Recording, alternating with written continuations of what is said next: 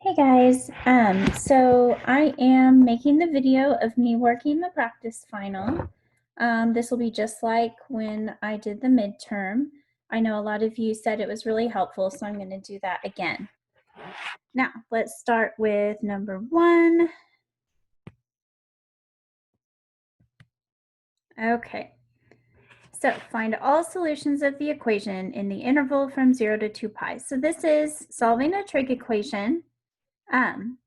So remember when you're solving an equation that has a trig function in it, you want to isolate the trig function. And we can use normal equation solving properties here. So if we subtract square root of 3 from both sides, and I'm going to bring this down here, we'll have 2 cosine theta equals negative square root 3. And then from here, we're going to divide both sides by 2. And then I get cosine theta equals negative root 3 over 2. So guys, remember, this isn't the solution. Your goal is to actually find theta. What I do know is that the cosine of theta is negative root 3 over 2. Remember, we have an interval of our solutions, so between 0 and 2 pi. So the first thing I want you to notice about this interval is that it's one full rotation. And the second thing I want you to notice is that it's in radians, and that means your answer also needs to be in radians.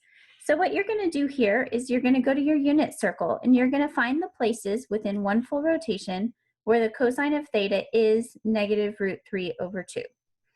So you guys, cosine of theta is root 3 over 2 at the pi over 6's. So pi over 6, 5 pi over 6, 7 pi over 6, and 11 pi over 6. But only 2 of those places where it's actually negative.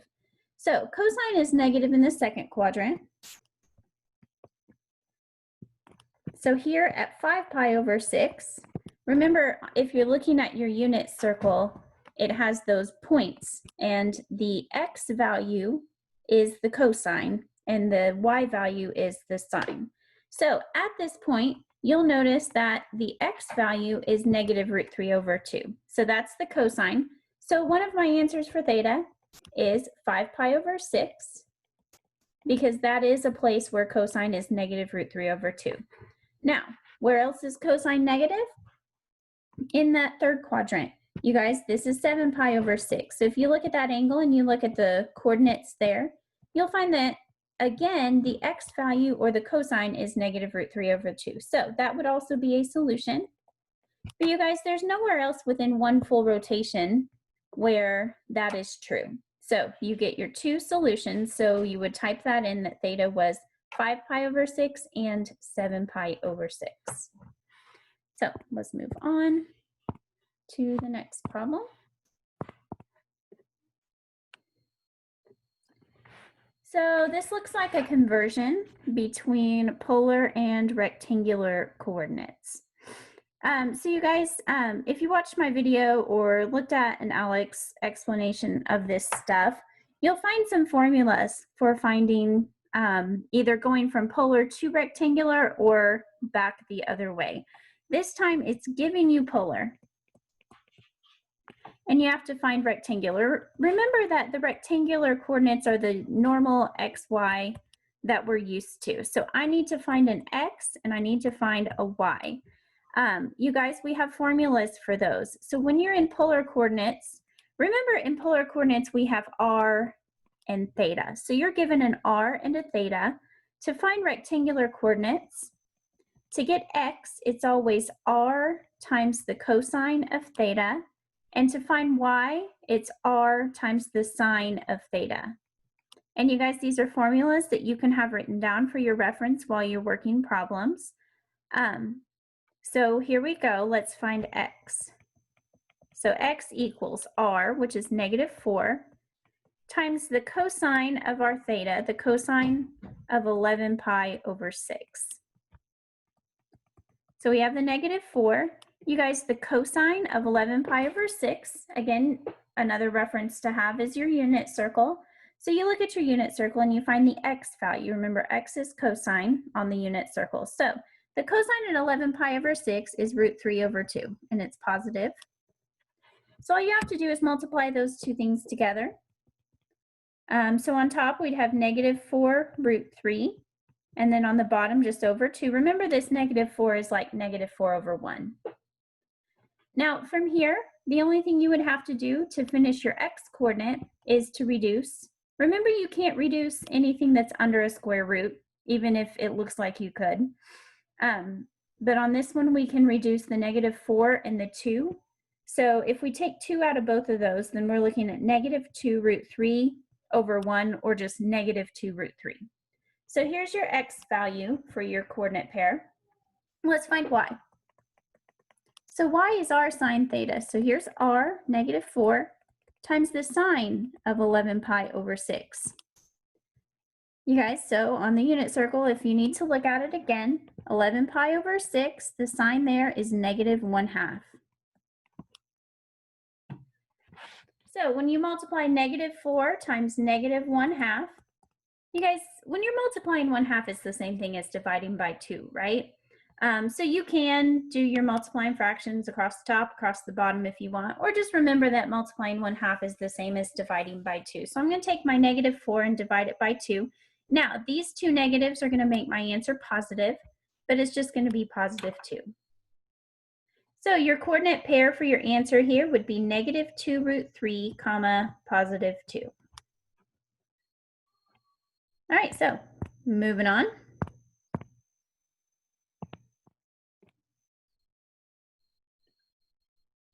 All right, so you'll notice as I'm working these that these problems aren't necessarily in order that we learn the topics. They are shuffled around, so don't let that throw you or anything. This one is some polar form of complex numbers. So the z's are usually notating that we're in complex numbers. So anytime you see like a z1 or z2, you know you're working with complex numbers.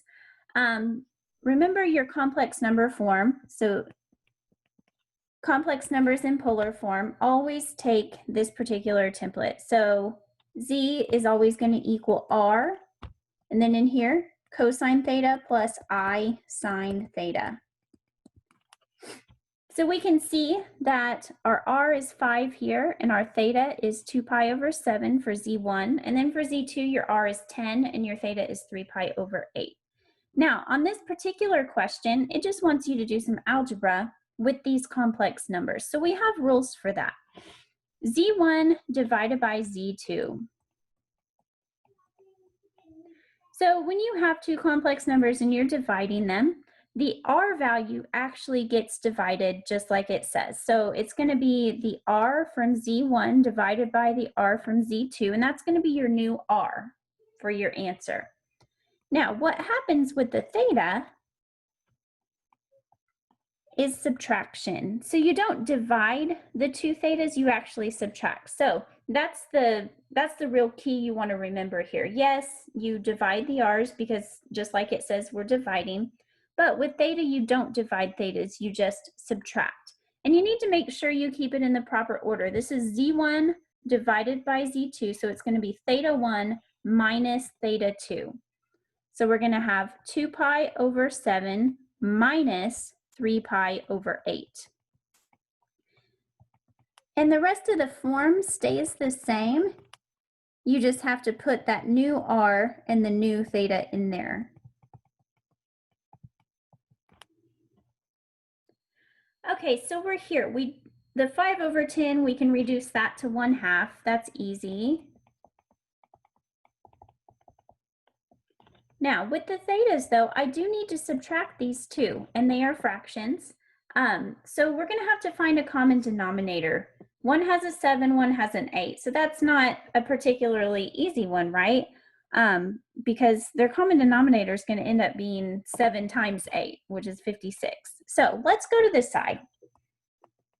Now that I've found that I need a 56 on the bottom of both of these fractions, I need to find equivalent fractions with 56 on the bottom. So to get from a 7 to a 56, I know that's a times 8. So times 8 on the top also, and get 16 pi over 56. So instead of writing 2 pi over 7, I'm rewriting it as 16 pi over 56. Now let's take that 3 pi over 8 and get a 56 on the bottom of that. So 8 to 56, that's a times 7. You have to times 7 on the top also, so we get 21 pi over 56. Now, you only have to do that once because remember, this theta just goes in two different places. You're still going to have the cosine plus I sine just as is. And now that we have common denominators, let's go ahead and subtract. So I get z1 divided by z2 equals, we have 1/2 times cosine of 16 pi minus 21 pi. That's going to give us a negative value, right? So we're going to get negative 5 pi over 56. And then plus I sine of negative 5 pi over 56. Here's the problem. When you learn about the complex, the polar form of complex numbers, you learn that your theta has to be within 0 and 2 pi. So one positive rotation. Theta needs to be a positive angle here, guys. So here's the problem. How can we take this negative angle and make it positive? Find a coterminal angle that's positive. Well, remember back to coterminal angles. If you had a negative angle and you wanted to make it positive or find a positive coterminal angle, all you had to do was add a full rotation. We can do that. We can add a full rotation to this negative 5 pi over 56. So I have negative 5 pi over 56. And I need to add a full rotation. We are in radians, so I need to add 2 pi to that. That will guarantee we get an angle in the same exact terminal spot, but it's positive. Now, 2 pi isn't a fraction here. I can make it a fraction, but because I am adding fractions again, I have to get a common denominator. This one's going to be easier because we don't have to change this. I do, though, need to take my 2 pi over 1 and get a 56 on the bottom. So you guys, from 1 to 56, that's obviously times 56. On top, 2 pi times 56 is going to be 112 pi. So when I take my negative 5 pi over 56 and I add 2 pi to it in the form of 112 pi over 56, what do I get here? So basically 112 minus 5, right? So I should get positive 107 pi over 56. You could reduce it if you can. On this one, that's not going to be a possibility. So this 107 pi over 56 is going to be your theta for your answer, z1 over z2. So in here, your r would be 1/2. And for both of these thetas, it would be 107 pi over 56. So that would go in there. So I'm going to leave this for a second, then I'm going to clear my work here so I can work on z1 times z2 for part B.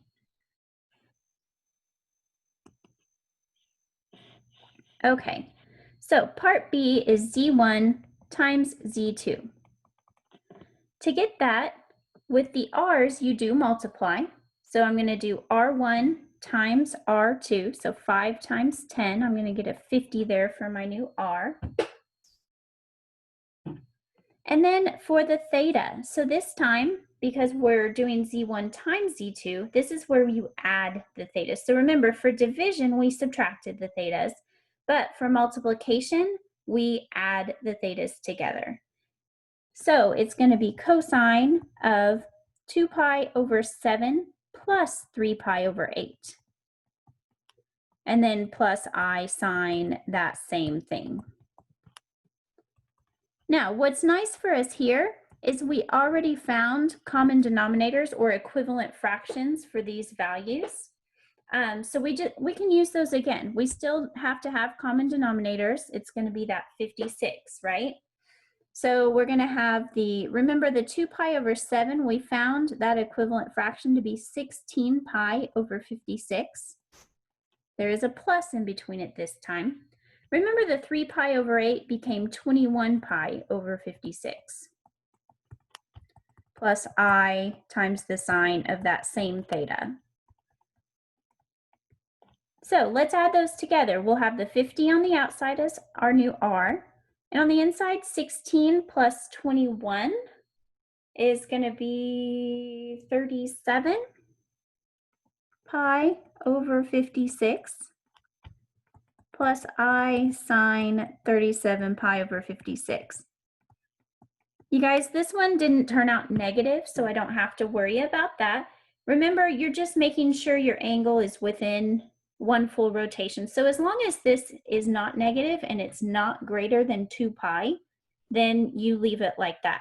And you guys, 37 pi over 56 is not greater than 2 pi. Remember, we just found on the last part of the problem, 2 pi is 112 pi over 56. So 37 pi over 56 is well within one rotation. So this is going to be your answer for your r and your theta for part B here.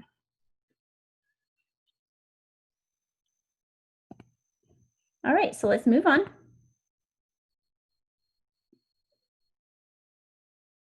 So this looks like a double angle question. All right, so what we know, cosine of x is -5 over 13. Remember, when you have this value, you actually have two coordinates, two of your x, y, or r values. You just have to remember which values are given with cosine. So because cosine is this -5 over 13, and cosine is always x over r, I know that x has to be a 5 and r has to be a 13. Now, where does the negative go? Well, remember, r is always positive, so if there's a negative here, it has to be on the x value. Now, why do I need x and r? Well, because to find, for example, the sine of 2x, we have a formula for that. It's 2 sine x cosine x, right? I'm given the cosine of x, but I'm not given the sine of x. But if you know these two things, we can find y, and then we'll know the sine of x, right?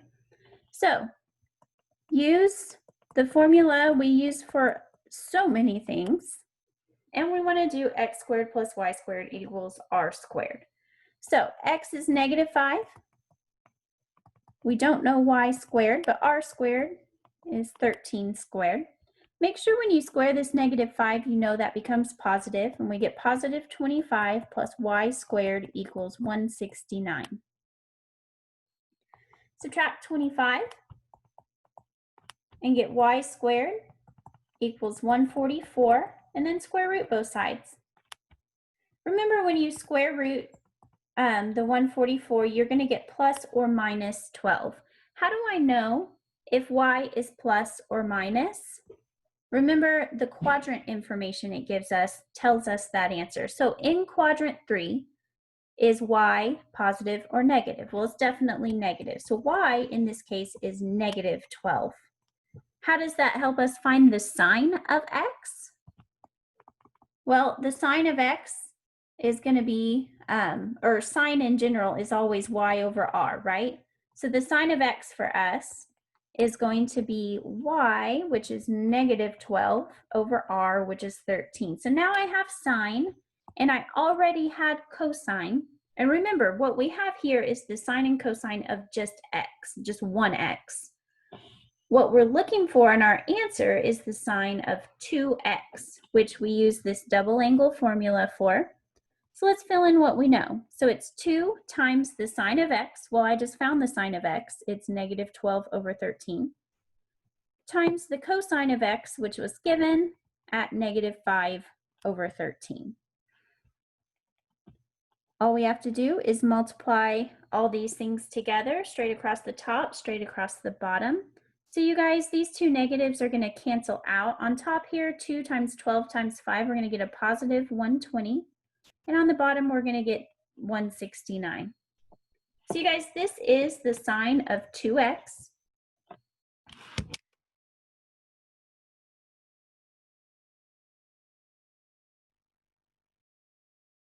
Okay, sorry, my screen went off for some reason there.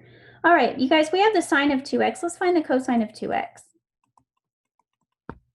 All right, so remember you have a couple different formulas for the cosine of 2x, and again, you have these to reference. So you're looking at your list. It doesn't matter which one of those you use. If I do already have the sine and cosine of x available to me, I just use the first one, which is cosine squared minus sine squared. Don't get this confused with the Pythagorean. This is a minus here. So let's continue. Now, cosine squared of x, remember that's just the cosine of x squared, right? So I know the cosine of x is negative 5 over 13 minus sine squared x, so that's the sine of x in here, and then squared. So remember, before you can subtract these fractions, you do have to square them first. Squaring a fraction, you do the top and the bottom. Those negatives are both going to go away. So we're going to get 25 over 169 minus 144 over 169. So you guys, when you do this subtraction here, you're going to end up with a negative 119 over 169. You guys, this is the cosine of 2x, which would go here. Now, when you're looking for the tangent, you do, because you have your identities referenced here while you're taking the test, you do have a formula for the tangent of 2x. In my opinion, an easier way to go about that, because we already found both the sine of 2x and the cosine of 2x, I would just use those to find the tangent. You guys, tangent is always sine over cosine. So the tangent of 2x will always be the sine of 2x over the cosine of 2x, right? I already found those values. I'm just going to put them on top of each other. If you use the direct tangent 2x identity, you would still find this answer. This just saves you a little time. So the sine of 2x is 120 over 169. The cosine is negative 119 over 169. Remember, in a complex fraction, if the two denominators are the same, they cancel out, and you're just left with 120 over negative 119. And you guys, you could put this negative just out in front. So this is the tangent of 2x. All right, so on to the next. All right, so we've got a triangle here. We have triangle ABC. We're given the values for all three sides, A, B, and C. And I want to solve the triangle. You guys, when you're solving a triangle, notice that the triangle is not right. So I'm thinking either the law of sines or the law of cosines is what's going to get me my answer here. So depending on the information that you have, that kind of guides you as to which one you use, either sines or cosine. And on this one, I can tell you that when you have all sides and 0 angles, you're going to have to use the law of cosines. If you do try to use the law of sines here, you'll just find out that you don't have enough information, and then you can switch and actually use the law of cosines. So the law of cosines, remember there's 3 versions. There's a squared equals b squared plus c squared minus 2bc times the cosine of angle A. There's b squared equals a squared plus c squared minus 2ac times the cosine of angle B. And then there's c squared equals a squared plus b squared minus 2ab cosine angle C.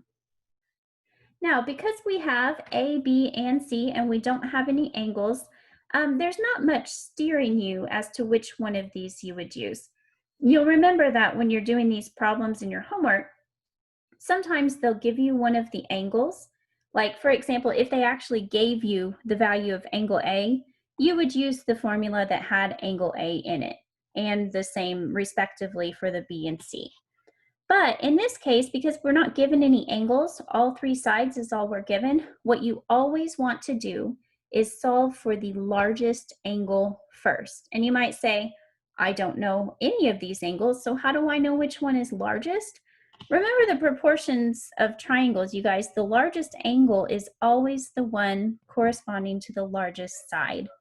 B is the largest side, which means B has to be the largest angle. This is the one I'm going to use, and I'm going to solve for the largest angle first, which is B.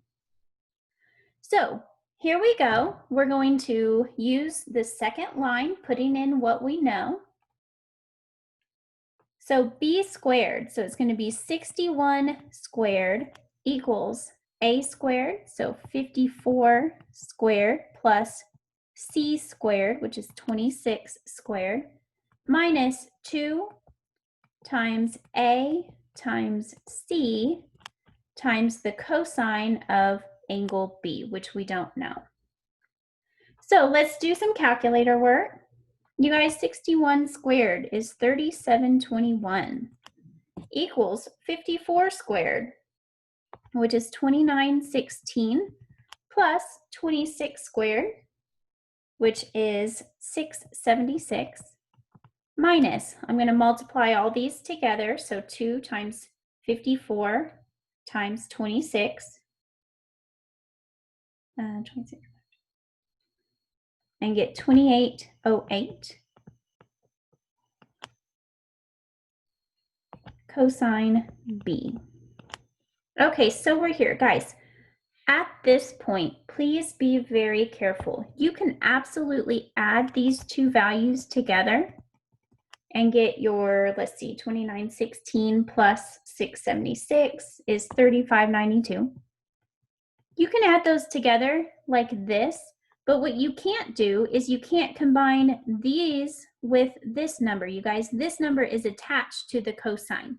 They are not like terms, so please don't try to subtract that 2808 separately from the cosine term. So I have 3592 minus 2808 cosine B. I need to isolate cosine B because B is what you're solving for. So I'm going to subtract 3592 from both sides.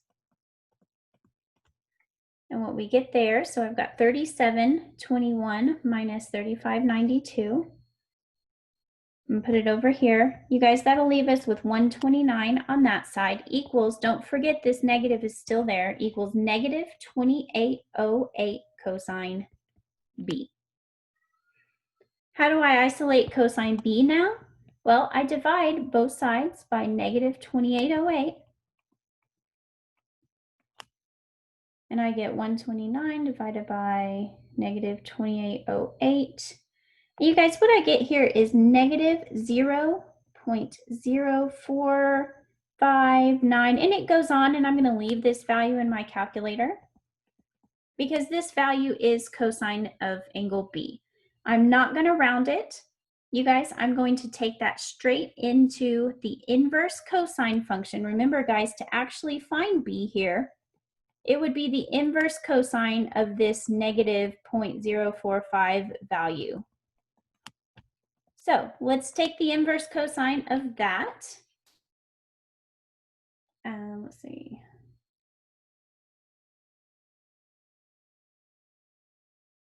All right, guys, it's going to take me a minute. I'm on my phone calculator because I forgot to bring my real one in here. So it takes me a little minute to do the more complicated stuff, but I am typing it in now. Inverse cosine of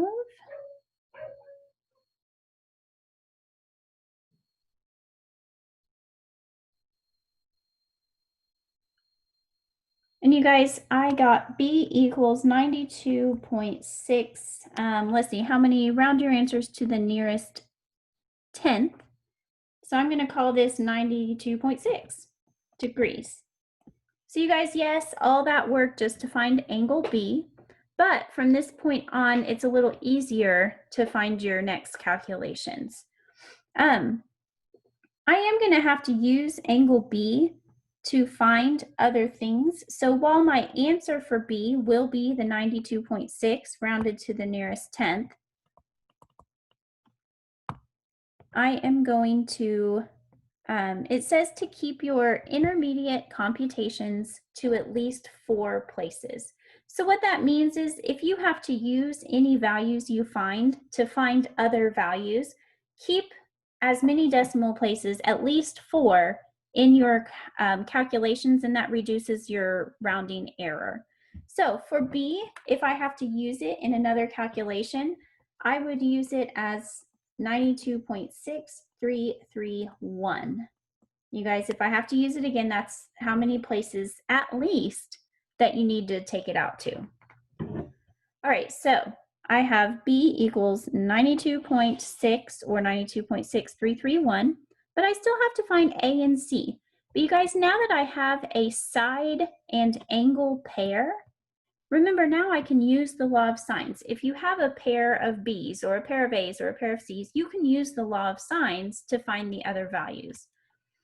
So, law of sines, you guys, I have sine B, or sine of angle B, sorry, over side B equals the sine of A over A, or the sine of C over C. You guys remember this law of sines, all of the sides are equivalent to each other.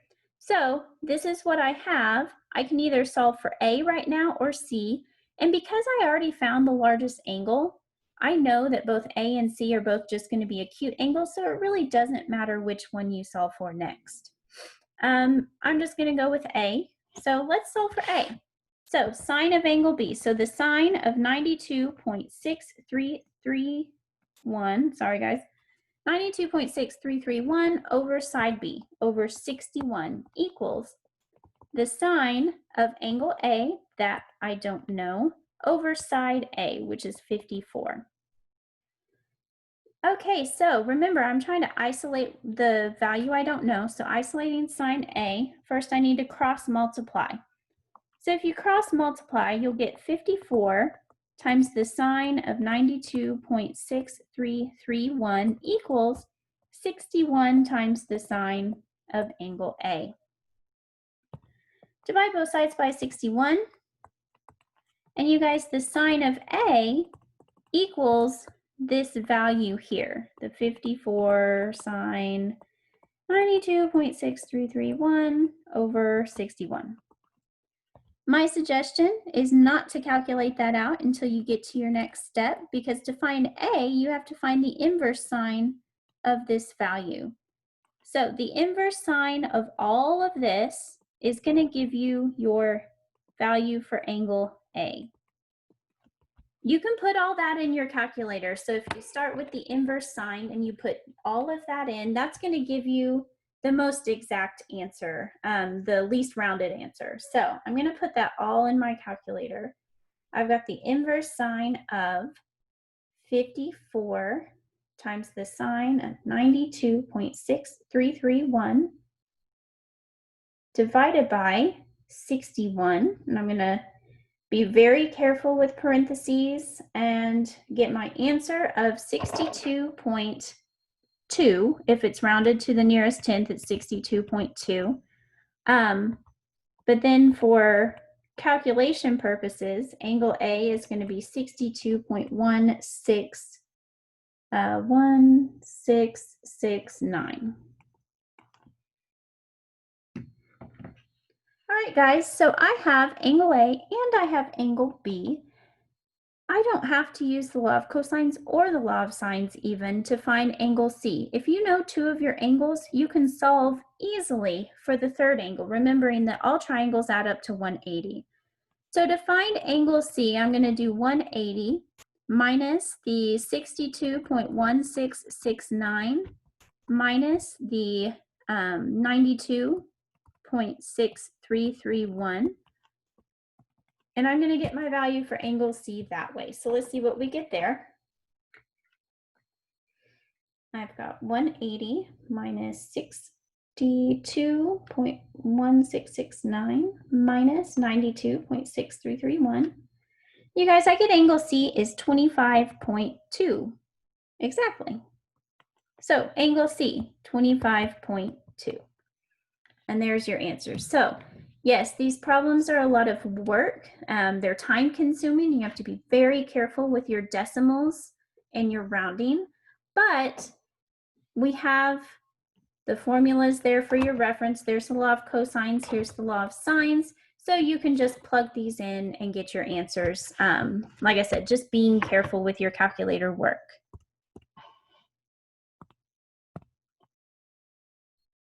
All right, so let's see what's next. Sum or difference formula. Okay, so remember what your sum and difference formulas are. We have cosine of A plus B, we have cosine of A minus B, and then we have the sine of A plus B and the sine of A minus B. We do have tangent formulas also, but what I'm looking for takes the form of either the sine or cosine. So you guys, I just have to figure out which one I'm looking at, right? Well, you guys, I've got sine, cosine, cosine, sine. You guys, when these terms are mixed, they both have sine and cosine in them. I know it's one of the sines.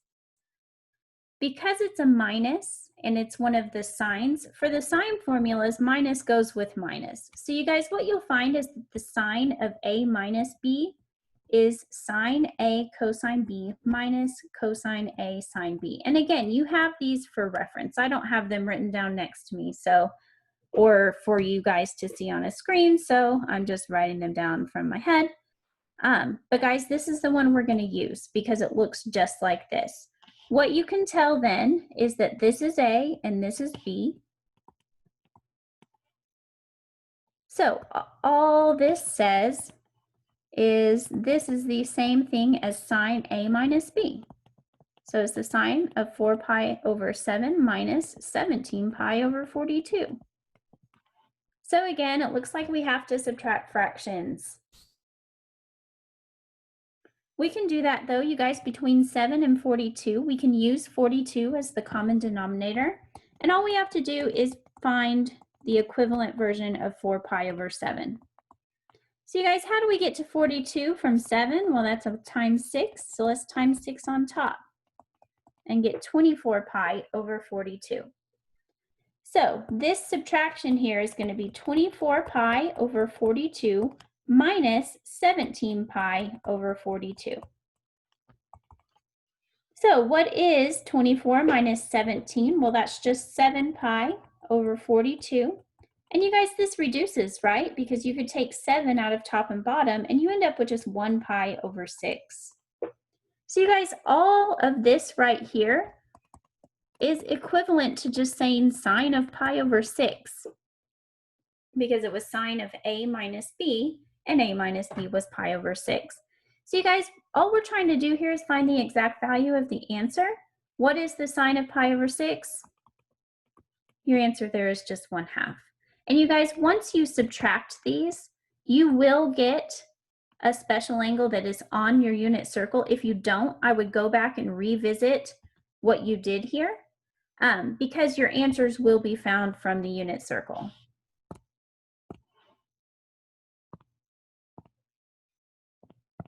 All right, so we're plugging right along here, and we've got a half angle formula.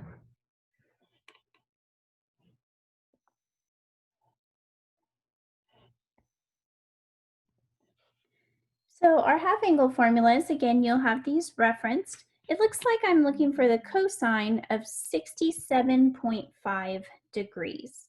So thinking that 67.5 is the half angle that I want to find, I double it to find theta, right? So the half angle formula looks like cosine of theta over 2. What I'm saying is that 67.5 is your theta over 2. So we need to find the theta that goes in there so I can actually calculate and get an answer here. So take your 67.5 and multiply it by 2, and you get 135. So I could rewrite this as cosine 135 over 2. And then I'm going to go to my half angle formula for cosine of theta over 2. So you guys, cosine of theta over 2, and again, you have this to reference, is plus or minus square root of 1 plus cosine theta, and that's all over 2. All I have to do is put in my theta of 135. So I get plus or minus square root of 1 plus the cosine of 135 over 2.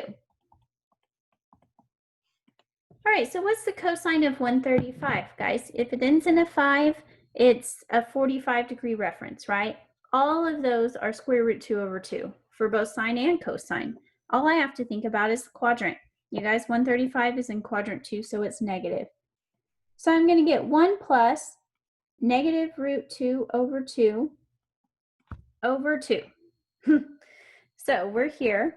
I do need to add those two things on the top. You guys, this has a denominator of 2. I can rewrite this 1. Let's just rewrite it as 2 over 2 so I can add or subtract. So I get plus or minus, and then in here I have 2 minus root 2 over 2. And don't forget, on the bottom there, there's another over 2. So we are looking at a complex fraction. The way I look at this, because it's just a number on the bottom here, read it as I'm taking this numerator, I'm dividing it by 2, and then I'm dividing it by 2 again. So really these together is just dividing by 4. Basically, what I'm going to have is just a 4 on the bottom with those two 2's that are both under a fraction bar.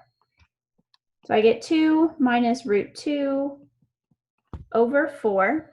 Guys, really be careful here. You see the 2, you see the 4, you see the root under there. There's no reducing you can do with those 2's and 4's because this is under a square root. So there's nothing I can do to reduce this, but I do need to say if it's plus or minus. How do I know that? Well, guys, the angle I'm looking for is the cosine of 67.5. That's in quadrant 1, where I know the cosine is positive. So it is going to be positive, and it's just going to be 2 minus root 2 over 4. And you guys, in ALEKS, I know that's how they, that's almost how they accept their answers. So here's a problem, you know, that you might see. You might say, oh, there's a root under a root, and that kind of sucks. And it does, but there's not a lot we can do about it. There's only one thing we can do. So remember, when you have a root on a fraction, you can square root the top and the bottom separately. This is a 4. I'm going to go ahead and square root the bottom, but I'm not going to square root the top. So I'm going to leave the root on the top and the root within the root, but I am going to square root the bottom. So notice the root now doesn't cover the whole fraction. It only covers the top because I did go ahead and I took this square root. All right. Next. Oh, looks like we have a dot product, guys. So these are vectors. Remember with vectors, you have A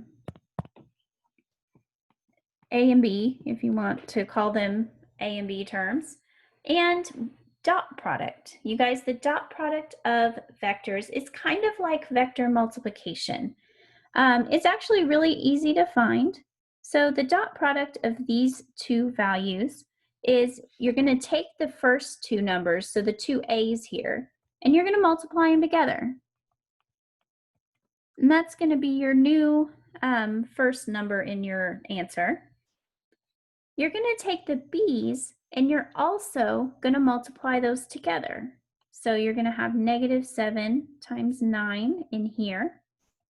But you guys, in between them, it's not going to be a comma. This isn't going to be a new vector with a new A and B. When you take the dot product, remember that you do multiply the A's and you multiply the B's, but then you add them together. And the dot product is not another vector. It's actually just a real number. It's a scalar. So we have 5, oh, hold on. Okay, there we go. We have our 5 times 4 and we get the 20. -7 times 9 is -63. And we just add those two numbers together. 20 minus 63 is -43. And this is your answer. Make sure, if you're looking at a dot product, that your answer is not a vector. So it's not two values, it's just one scalar number. But other than that, the dot product is pretty easy. And I hope that you found vectors to be pretty easy. They're probably one of the easiest things we do in the whole class. So it's kind of nice that they're at the end, give you a little break. All right, so remember on number 1, we had polar coordinates and we converted it to rectangular. Well, now we're going back the other way. So I start with rectangular, which means what they're giving me is x and y. What I need is polar. Remember, polar is r and theta. It's telling us theta is in degrees, so that's always nice. But I have to remember how to find r and theta. To find r, I have a formula, a very well-used formula that has x's, y's, and r's in it, and I already have x and y.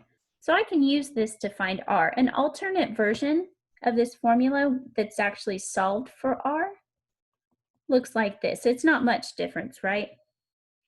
Either way, we can find r using this formula written in whatever way you like it written. I'm going to use this one here because it's already solved for r. And on the inside, I'm going to have x. So x is 3. So 3 squared plus negative 3 squared, which is the y. Okay, so 3 squared is 9. You guys, negative 3 squared is also positive 9. Please don't look over that negative squaring away. So this is r equals the square root of 18. But you guys, the square root of 18, while it's not a perfect square, I am going to leave it under a square root, but remember, anytime you have a square root, you want to try to simplify it. So I have the 18. Remember, we just do this with some factoring. When we factor to this point, if we find a pair of factors that are the same, like these 2 3s, I can take them out from under the square root and put them in front of the square root, but each pair comes out as just 1. So if I take out a pair of 3s, it comes out as a 3. This 2 doesn't have a pair, so it has to stay in. But instead of writing the square root of 18, I'm going to write this as 3 root 2. That's a 2. And now I have r. So you guys, your r here would be 3 root 2. All I got to do is find theta. So I have a formula for theta also. You guys remember that theta is the inverse tangent of y over x. So theta equals inverse tangent of negative 3 over positive 3. So that is the inverse tangent of negative 1. You guys, I do need to think a little bit on this one. I suggest when it gives you rectangular coordinates to actually graph your point. X is 3, y is negative 3. It's down in the 4th quadrant. So tangent is negative 1 at 2 places. It's negative 1 up here in the 2nd quadrant at 135, but it's also negative 1 down here in the 4th quadrant at 315. You guys, it's the 315 I'm looking for because when I plotted this point, it ended up in the 4th quadrant. So don't give me 135 here because that's not where my point lies. It lies with the 315. So your theta is 315. So your r and your theta, we've got 3 root 2, comma 315. I really do suggest you draw each of those points because you don't want to be in the wrong coordinate, or the wrong quadrant, sorry. Okay, so it looks like now we are back to another trig equation. Notice your interval is within 1 rotation again. It is in radians, so your answer will be in radians. You guys, when you have an equation that is factored, remember, if this times this equals 0, that means one of these things has to equal 0 for this equation to be true. So what do we do when we have factors that equal 0? We set each one equal to 0 separately.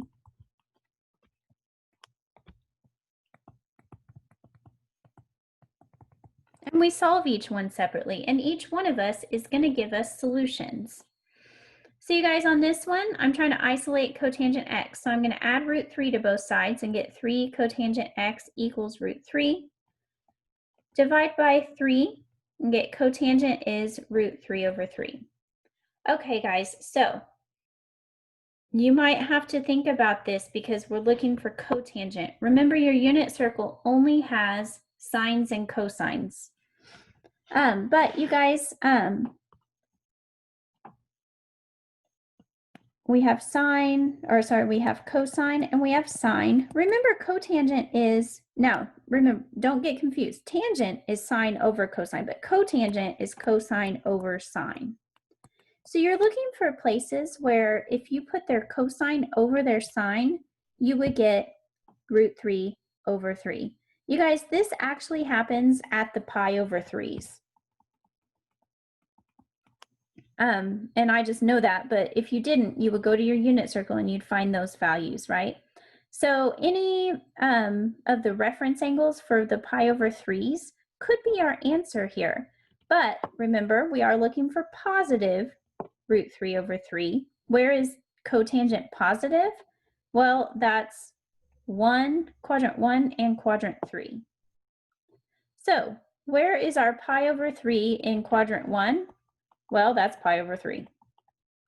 Where is our pi over 3 in quadrant 3? You guys, that is 4 pi over 3. These are two places where the cotangent of x is positive root 3 over 3. So this equation here gives us two solutions to our problem. Let's go to our second factor, set that equal to 0, and solve. We get 2 cosine x equals root 3. We want to divide both sides by 2. So I need to find places where cosine is positive root 3 over 2. You guys, cosine is root 3 over 2 at the pi over 6's. And that's easy to see on your unit circle. Which quadrants is cosine positive? In 1 and 4. So you guys, we have the pi over 6 angle in quadrant 1, which is pi over 6. And then over in pi over 4, or in quadrant 4, sorry, it's 11 pi over 6. These two places are where cosine is positive root 3 over 2. So these 4 solutions are all solutions to your problem. We got 2 from here and 2 from here.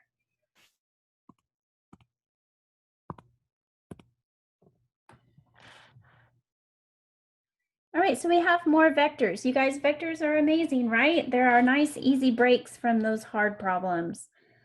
We have a vector m and we have a vector n. I'm looking for 8m first. You guys, how do I find 8m?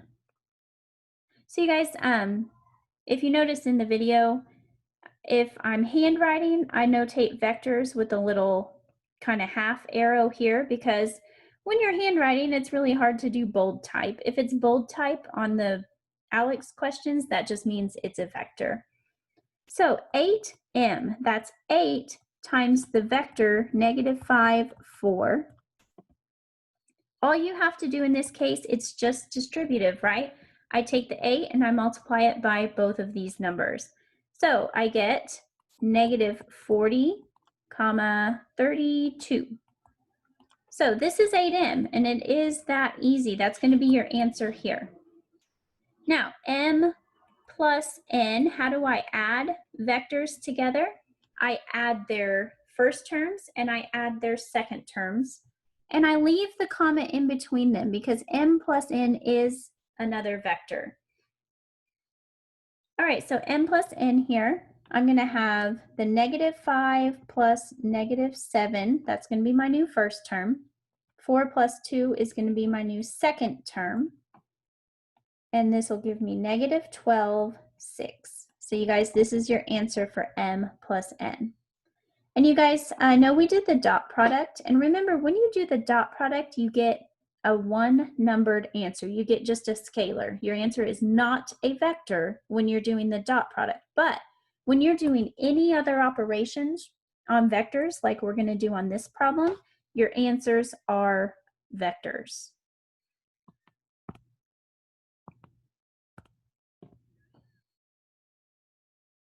All right, number 12 here, I'm using a product to sum formula. So I just have to look at what it gives me, and I find the formula on my formula reference sheet that matches what it looks like. So this is a product of sine times a cosine. So on that list of product to sum formulas, I am going to be looking at the line that has sine A cosine B. All right, so sine A cosine B equals 1/2 times sine of A plus B plus sine of A minus B. All right, so I just pulled that straight from my reference sheet. And you guys, I'm not even gonna lie, sum to product and product to sum are so similar. Each one is so similar to each other that I still reference them because I'm never quite sure and I wanna make sure I'm getting the right thing. So please reference these. But this is sine A cosine B. So A is 4W, B is 3W. So let's put that into what we have. So it's gonna be 1/2 of sine 4W plus 3W plus sine of 4W minus 3W. So we're going to have 1/2 times the sine of 7W plus the sine of just W. And you guys, there is nothing else you can do here. So this is where we are. I can't remember, and I know I did this in a video. I can't remember if Alex wants you to distribute that 1/2. I think it does, if I remember right. So you might need to write it like this and distribute the 1/2. I'm not sure if it'll count off if you don't or not. So one of these is going to give you the answer. And because this is a practice final, you'll be able to test it out and see if you need to distribute that or not. But you guys, these, while their formulas are hard to remember and to keep straight, if you have them to reference, these could be the easiest problems because you really are just plugging in values. That's just plug and play.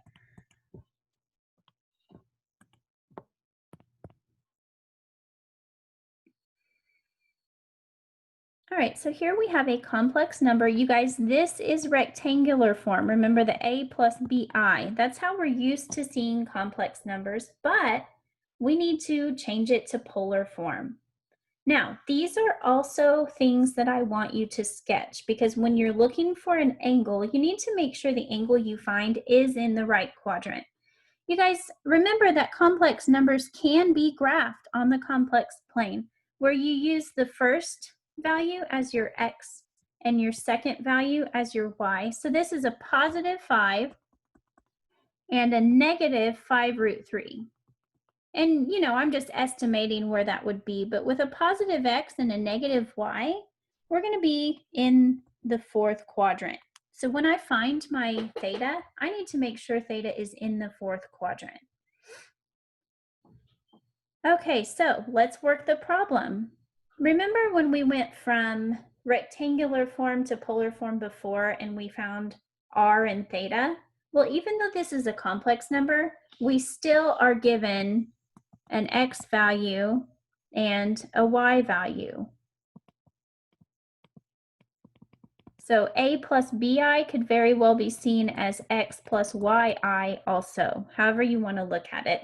I teach it both ways, but I want you to know that these two values do give you an x and a y. So how did I find r on that other problem? Well, remember, r is the square root of x squared plus y squared. It always is because x squared plus y squared equals r squared forever. Never forget it. So to find r, all I got to do is put my x and y in here.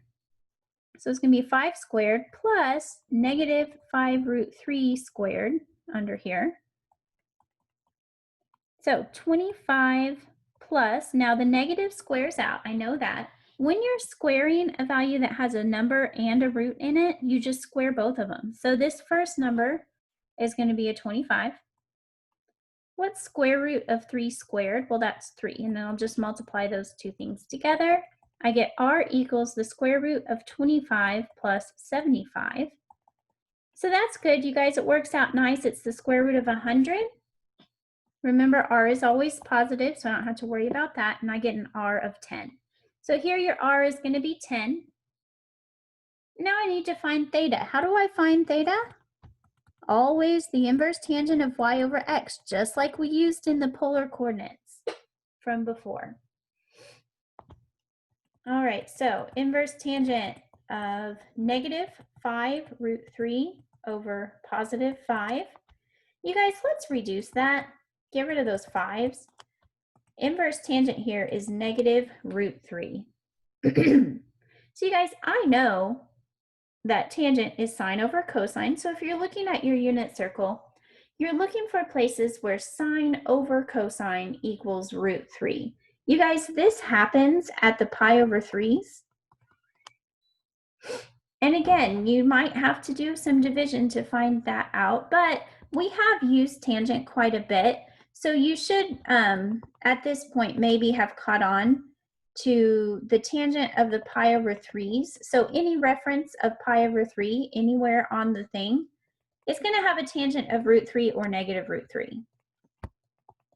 The pi over 6s, well, you guys, the way I like to think about it is pi over 3 is bigger than pi over 6, right? So the tangents of the pi over 6s are smaller. They're like the pi over 3s, but they're smaller. They're the ones that are divided by 3. And that's how I remember it, at least. And the cotangents are switched around because they're reciprocals of each other. But anyway, guys, look at your unit circle. Find out where the tangent is negative pi over 3. And you'll find it. And remember, we're looking for the value in the fourth quadrant. So what's our pi over 3 angle in the fourth quadrant? It's 5 pi over 3. That's going to be your answer, guys, for theta. So in here, for both this theta and this theta, because they're the same, are going to be 5 pi over 3s.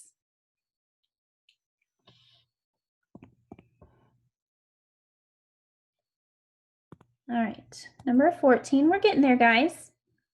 Some of these problems do take a lot of work and a lot of time, so as you're working through this, just plan accordingly when you start taking your actual final. Don't start it at 11 o'clock and think, I have till midnight, it'll be fine, because you might need more time than that. All right, guys, so these are product to sum and sum to product again. So you guys, this one starts as a sum, and this one starts as a product. That's how you're going to know, because it never says on this question, use product to sum or use sum to product. And I realize that, but on this problem, it's going to give you one that starts as a sum or possibly a difference, and one that starts as a product. And you're going to know what to use. So let's start with the first one. Let's call this cosine A plus cosine B. Go to your sum to product formulas and find the line that has cosine A plus cosine B. This is what you will find. You'll find that cosine A plus cosine B is 2 times the cosine of A plus B over 2 times the cosine of A minus B over 2. So all I got to do is put in my A's and B's. So I'll get 2 times the cosine of 105 plus 15 over 2 times the cosine of 105 minus 15 over 2.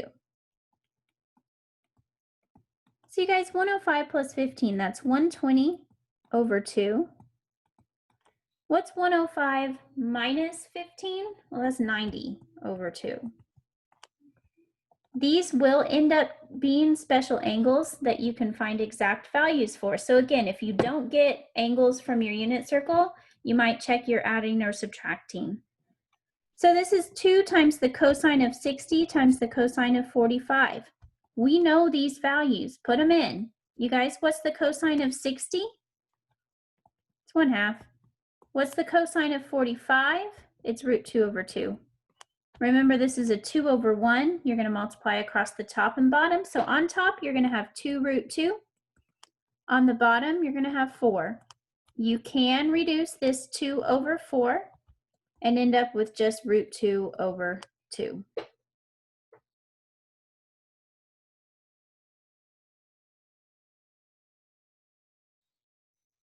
Okay, so moving on to the product here. So we have sine 37.5, cosine 7.5. So it looks to me like this starts as a product of sine A, cosine B. So let's go back to this would be a product to sum situation. Sine A, cosine B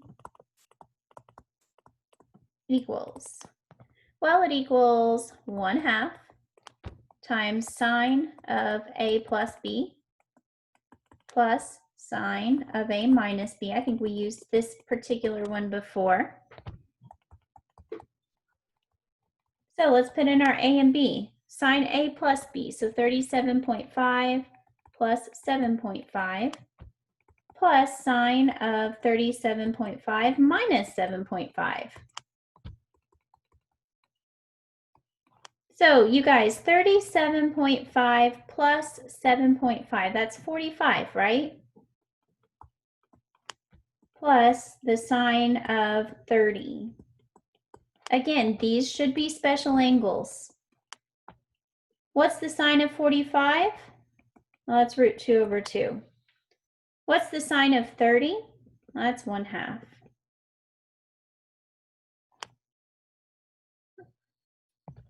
I missed a parenthesis. I don't know why I have so many parentheses, guys.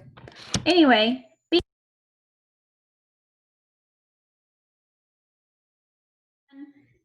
make sure that you find both these here, but that they're both multiplied by 1/2. So on this question, the 1/2 gets distributed to both terms, right?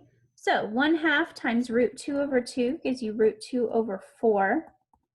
1/2 times 1/2 gives you 1/4. So you could put these together as root 2 plus 1 over 4, but there's not anything else you can do with it from there.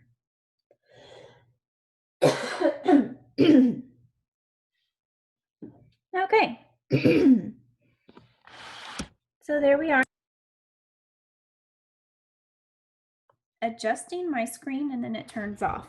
So sorry. All right, so let's clear this and let's move on. You guys, we have 5 questions to go. Okay, magnitude of a vector. How do I find that? Well, it's our favorite formula, right? When you're looking for the magnitude of a vector.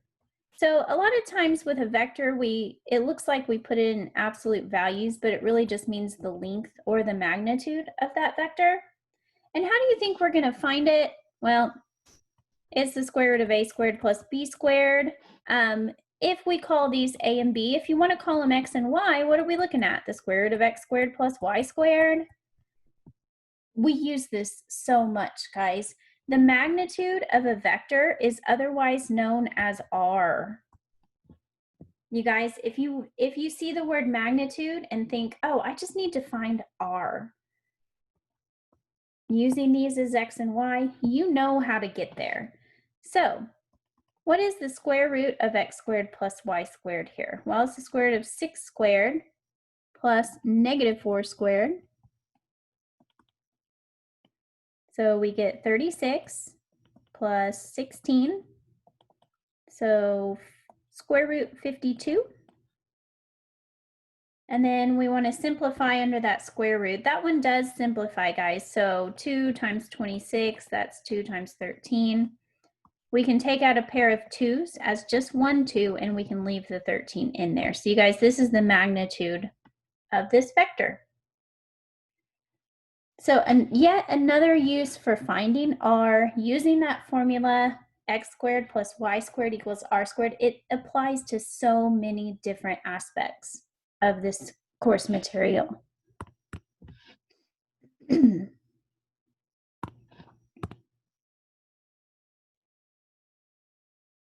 All right, so finally we have another triangle. You guys, let's look at the information we have given for this triangle. Remember, if we want to use the law of sines, we have to have a side angle pair. So keep that in mind. We have angle A, angle B, and side C. So what it gives us, we don't have any pairs, right? I don't have AA or BB or CC, but I think it's easy to find angle C, right? And if I could find angle C pretty easily, I would have a side angle pair and I could use the law of sines. So that is the case here, guys. If you have two angles, remember how easy it is to find the third angle. You take your 180 and you subtract the angles you know, and I'm going to get angle C. So let me do that. I'm going to pull my calculator up again. So I have 180 minus 103 minus 43. That leaves us with 34 degrees, and that is angle C. I don't know why I put degrees on that. There we go. So if C equals 34 degrees, now I have this pair of C's, and I can use the law of sines to find side A and side B. Now, because we know all the angles here, it doesn't really matter which side you find first. Usually I go in alphabetical order if it doesn't matter, so I'm going to find side A first. So sine C over side C equals the sine of A over side A. Put in what we know. Sine 34 over 8 equals sine 103 over A. We're solving for A. Do some cross multiplication and get A sine 34 equals 8 sine 103. To get A by itself, you divide by sine 34. So A is 8 sine 103 divided by 34. So we put all that in your calculator. So I have 8 sine 103. I usually enter that out and I get that top value, and then I divide by 34 just to make sure my calculator does the order in the right way. But what I get for A is very small. Hold on, let me do that again. See, I think I did something wrong in my calculator.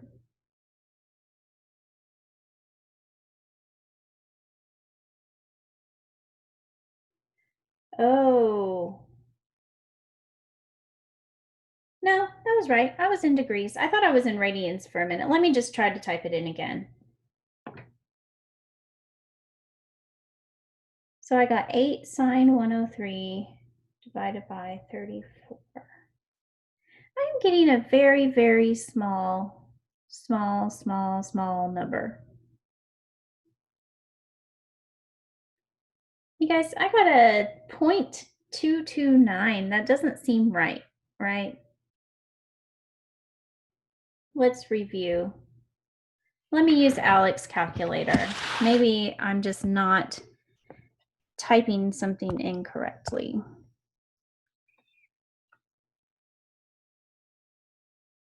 Oh, guys, I already see it. It's not my calculator, it's me. You guys, why do I have divided by 34 here? It's supposed to be divided by the sine of 34. You guys, so be careful. When we divided this to get A by itself, it's divided by the sine of 34. Don't be like me and make silly mistakes. Let's do this again. So we have 8 times the sine of 103. And we're going to divide that by the sine of 34, which is a lot smaller than the number 34. And we're going to get an acceptable answer, one that actually makes sense. Actually, that would be 13.9397. If I'm rounding it to 4. I know for my answer, I would leave it as 13.9 for A. I already know C was 34. All we have to do is find B. Now, guys, tell me, what do you think is the smartest way to go about this? I do have an angle side pair now of A's, but do you think I would use this to find side B or to use the C pair? Guys, use the C pair. Look at those values. That angle wasn't rounded and it gave me the 8 already. I had to round to get my side A. So guys, try as best you can to not use rounded values to find other values. Sometimes we have to, and we saw us having to do that on the law of cosines problem. But if you can use given information or whole numbered information to find other answers, please use that.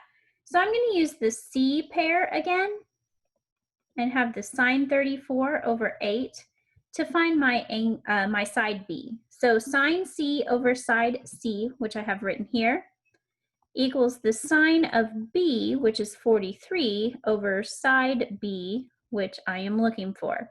So again, with the cross multiply, I get B sine 34 equals 8 sine 43. Divide by sine 34 and get 8 sine 43 over sine 34 and get your answer for B. So I trust that I can do it right this time. So 8 sine 43. See, I'm messing it up again. 8 sine 43 divided by sine 34. You guys, what I get here is 9.7569, but I would call it 9.8 for side B. All right, and that's that, guys. So that's sine, law of sines question. Let's see what number 17 has for us. All right, sum or difference formula. Guys, don't get this confused with sum to product or product to sum. If it wants you to use one of those, it will say, you know, it'll either say that or it'll be like that question with the two parts.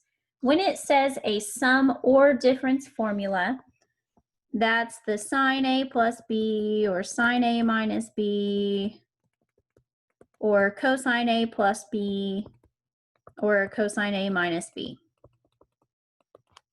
All right, so this one's in radians. Remember our goal here is I want to break this up into either an A plus B or an A minus B, where the A and B are values that are on my unit circle. When it is radians, the best method, well, okay, I can't say the best method, but there's really two methods. You can turn this into degrees if you want to, if you're more comfortable using degree values, or if you want to leave it in radians, think about taking this fraction 5 pi over 12. Remember, you're trying to split it into 2. Take this value here that's up there with your pi, in this case it's a 5, and split it as close to in half as you can. You obviously can't split it in half because it's not even, but I'm going to split this up into 2 pi plus 3 pi. Remember, they would both, I can split that into two fractions as long as they have their same denominator. But you guys, is this true? 5 pi over 12 equals 2 pi over 12 plus 3 pi over 12? Yeah, it's absolutely true. What can I do with these two? Well, you can reduce them. And what you're going to find are two special angles. You guys, I took my 5 pi over 12 and I broke it up as A plus B, where A and B are both angles on your unit circle. Remember, that is the goal. So I'm using the sine A plus B line. For my A and B is going to be pi over 6 plus pi over 4. Okay, so go to your identity sheet, find sine of A plus B. Well, it's sine A cosine B plus cosine A sine B. And then evaluate. Guys, what's the sine of pi over 6? Well, it's 1/2. What's the cosine of pi over 4? It's root 2 over 2. What's the cosine of pi over 6? It's root 3 over 2. What's the sign of pi over 4? Root 2 over 2. Multiply the two fractions separately. Root 2 over 4 plus root 6 over 4. And then put them together. They're both going to have a 4 on the bottom. You're going to get root 2 plus root 6 over 4.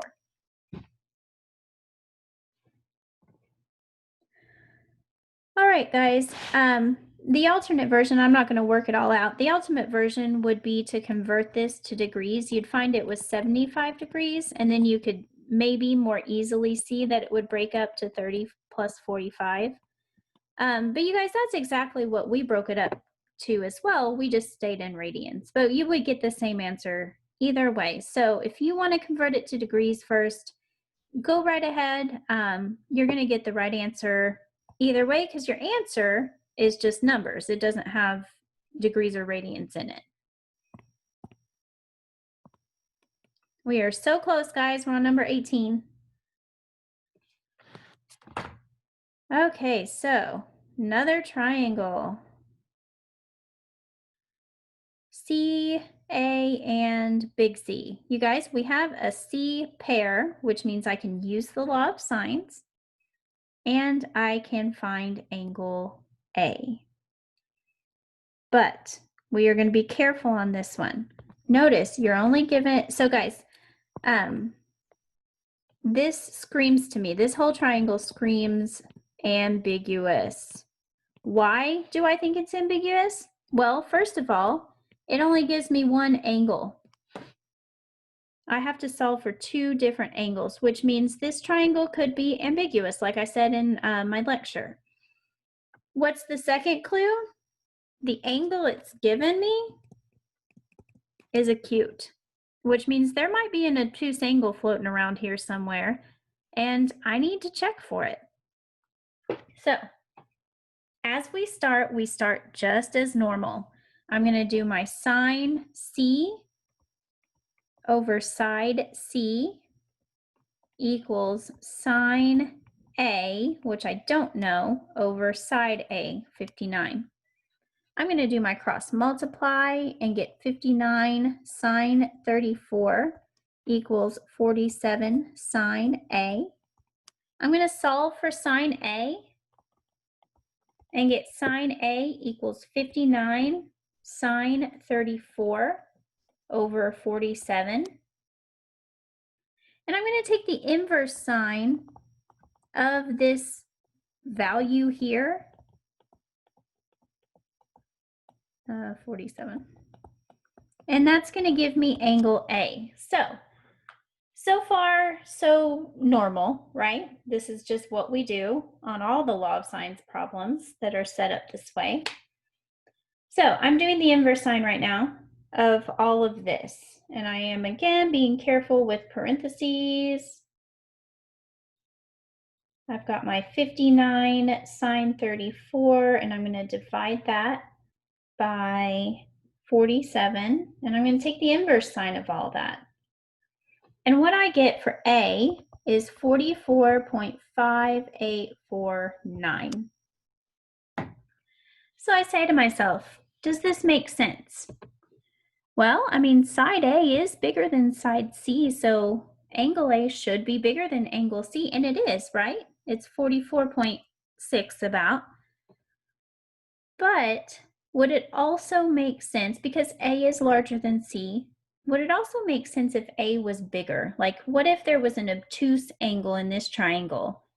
A could be obtuse. This is where we have to say, because it only gave us one angle, because the angle it gave us was acute, I have to consider that A might very well be this 44.5849, or it might be an obtuse angle with that same sine value. How do you find that second angle? Remember, here's 44. This is the one I found, but remember what I'm saying here. There's an angle over here that has the exact same sign, right? Because sine is positive in both of these quadrants. I need to find this angle because this might be the one I'm looking for. And because I don't know for sure, I do have to solve for both separately. You guys, the way to find this angle is always 180 minus the one you already found. So in our case, if I do 180 minus this 44 angle, I'll get my other possible answer. So I do 180 minus 44.5849, and I get 135.4151. Uh-oh, my battery's running low. Hold on, guys. I'm gonna have to pause this. All right, guys, crisis averted. I thought it was gonna die on me and ruin this whole thing. Okay, but we're safe. All right, so I have my two angles here. Both of them are absolutely feasible answers to this question. So it means I have to, what values am I missing still? I have both C's, I have both A's. I have to find angle B and side B. And I have to find two different versions, you guys. I have to find an angle B that would coincide with this angle A. And I have to find an angle B that would coincide with this angle A. Now, because I already have two angles, this is pretty easy calculation. You're just going to take your 180 minus that C. Remember, C was given, so I know C is only 34. There's no other choice for C. But I'm going to subtract this angle A, and I'm going to get a value for B in this first scenario. So I have 180 minus 34 minus 44.5849. So you guys, angle, let's call it B1, is 101.4151. Angle B2 would be 180 minus that same 34 minus 135.4151.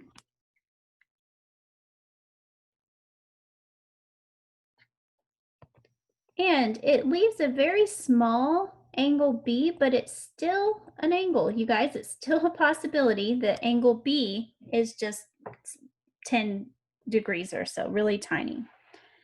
All right, so now I found my two answers for A. I have my two answers for B, or angle B.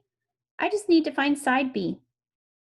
You guys, so how am I going to find side B? Well, I'm going to go back to my C pair, because those were given, they're not rounded. And I'm going to find side B that way. So I'm going to do sine C over side C equals sine B. You guys, this is using this first B over side B that I'm looking for. Let's call this B1. So B1 is going to end up being 47 times the sine of our angle B1 divided by the sine of 34. So I'm going to get my answer for B1. I just got to put it all in here. So it's going to be 47 sine 101.4151. And that divided by the sine of 34 gives us our side B of 82.4. I'm just rounding that to the 10th because I don't have to use it for anything else. Now, before we move on to the second possible triangle, just look at this one and make sure it makes sense. So looks like angle B is by far the largest in this first scenario, and side B is also the largest side. Angle C is the smallest, and side C is the smallest. So it makes sense. It looks like a great triangle to me. So totally possible answer. But let's go to our second possible answer. Remember, the only thing I have to find from here is side B for, let's call it B2. So using that C pair again, sine C over side C equals sine B. You guys, this time use your second B, this real small one, over side B. We'll call it B2. All right, so when I do the cross multiply and get B2 by itself, it's going to be 47 sine 10.5849 over sine 34. Let's see what we get for B2. So you guys, with that sine of 10 or so, I mean, that's going to be really small. You should be expecting a pretty small value here. So 47 sine of just 10.5849 divided by sine 34. So you guys, yeah, for B2, I only get 15.4. But does this second solution make sense? Notice in the second solution, angle A is the largest and side A is the largest. Notice in this second version, side B is smallest and angle B is also smallest. So you guys, it still works out. These are two triangles, two perfect answers that came from one question. You're gonna have to be aware that you will have a problem that's ambiguous.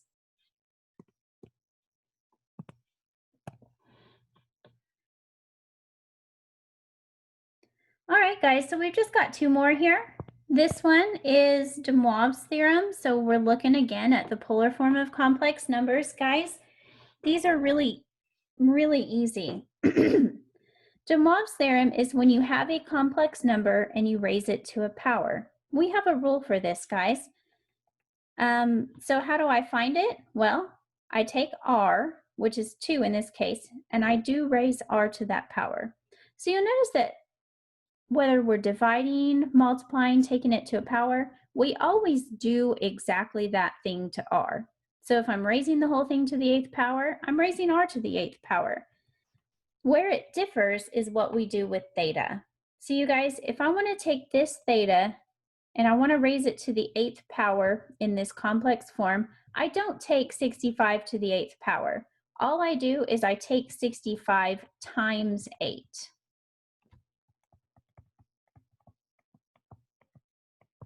So in de Moivre's theorem, the power, you take that number, you raise r to that power, and then you multiply that number by your theta.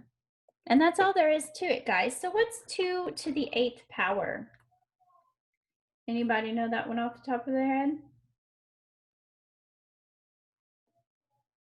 Should be 256. So I get a 256. Now, I need to do 65 times 8. I get 520.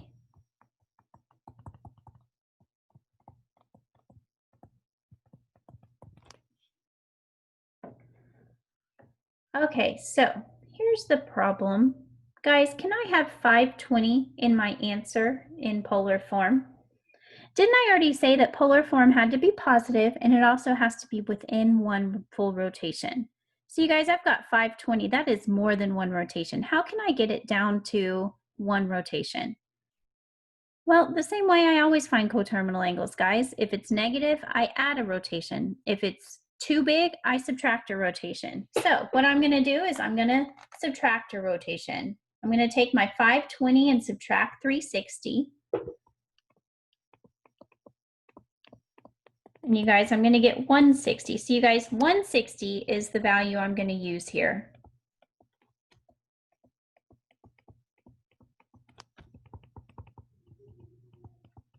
So for your R, you're going to have 256. For your theta, you're going to have 160. So no biggie there. Just make sure your answer is within the range it needs to be in. Last one, guys. Let's see what we haven't done yet. Ah, super easy. You guys, so let's end on this easy note, just plotting polar coordinates. So I'm actually going to just plot these. Okay, so let's remember some things about polar coordinates. We've got r and theta. Where is r? You guys, these concentric circles are your r values. Think about r as a radius. R is 1. This is a circle with radius 1. R is 2. This is a circle with radius 2, and so on. So these are where you count your r's, but you're actually going to start with your theta. You can see where theta is. So if I take this first point and I start with theta, it's 5 pi over 6. I'm going to find that value. It's right here. Now, along the 5 pi over 6 line, I need to go -5. So you guys, starting at the origin, find your line of your angle. If r is positive, you're going toward that angle. If r is negative, you're going away from that angle. So I found my angle, but r is negative. So I'm going to go -5. 1, 2, 3, 4, 5. Let me figure out how to graph things. So r is 1, 2, 3, 4, 5. There it is, guys. This is -5, 5 pi over 6. So don't get misled. No, my answer is not over on the 5 pi over 6 line because r was negative. I had to go the opposite direction. Okay, so that was my first point. Let's look at the second point. Ooh, -7 pi over 4. So you guys, 7 pi over 4, but negative. This is going to be hard because notice your angles are positive. They're going in a positive rotation. But we can go negative. So let's do it. Now, you could do this a couple of ways. You could take -7 pi over 4 and add 2 pi to it to get the positive version, or you could just rotate in the other direction. Either way, I like to rotate in the other direction, you guys, because I know a lot about the unit circle. I know that when I'm going positive, I hit 1 pi over 4, 3 pi over 4, 5 pi over 4, 7 pi over 4. So I just have to go the other direction, right? 1 pi over 4, 3 pi over 4, 5 pi over 4, 7 pi over 4. You guys, -7 pi over 4 is actually on this positive pi over 4 line. So -7 pi over 4 is also known as pi over 4. And I need to go 4 on my r. So 1, 2, 3, 4. And there's my point. So there we go, guys. That's what your final looks like. Your answer or your questions might be in a different order because I put them on shuffle, but every question you see here on the practice will also be on the final. If you didn't see it here, you won't see it on the final either.